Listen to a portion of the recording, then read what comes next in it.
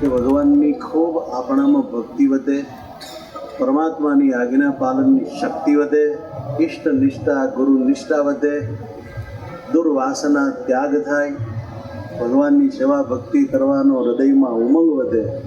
આપણું આયુષ્ય પૂરું થાય તે પહેલાં આપણા તમામ કર્મ બાળી વાસના ટાળી ભગવાનમય બનીએ એવી ભગવાન શ્રી હરિના યજ્ઞ નારાયણના ચરણોમાં પ્રાર્થના કરીએ છીએ.